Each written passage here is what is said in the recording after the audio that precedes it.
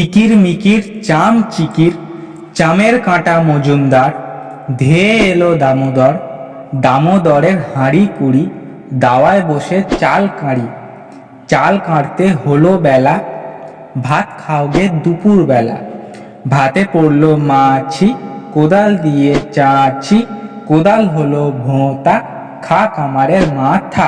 মূলত এই ছড়ায় ছড়াকার অসাধারণ দক্ষতার সাথে চিরন্তন বাংলা সাধারণ মানুষের দুঃসহ আর্থসামাজিক অবস্থা তুলে ধরেছেন। চলুন এবার ছড়াটির প্রতিটি শব্দ ও পংক্তি ধরে বিশ্লেষণ করে দেখি।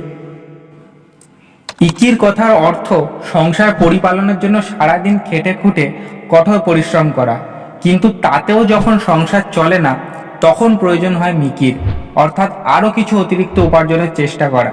চাম অর্থাৎ রুজি রোজগারের এলাকা, আর চিকিরের অর্থ হলো সেই রোজগারের এলাকায় ঘুরে ঘুরে কিছু উপার্জন করা, তা ঘরে নিয়ে আসা।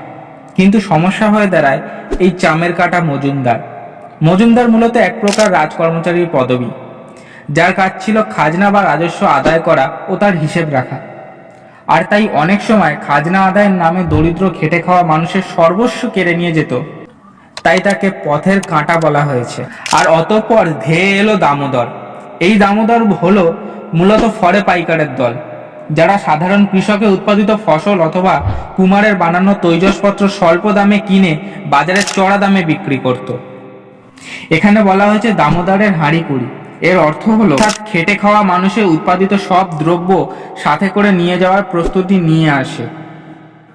এরপর বলা হয়েছে দাওয়ায় বসে চাল কাঁড়ি, অর্থাৎ মজুমদার আর ফরে পাইকারের থেকে লুকিয়ে যেটুকু চাল বাঁচানো গিয়েছে এবার সেটা দিয়েই ঘরের দরজায় বসে ভাত রাঁধার প্রস্তুতি শুরু হয়।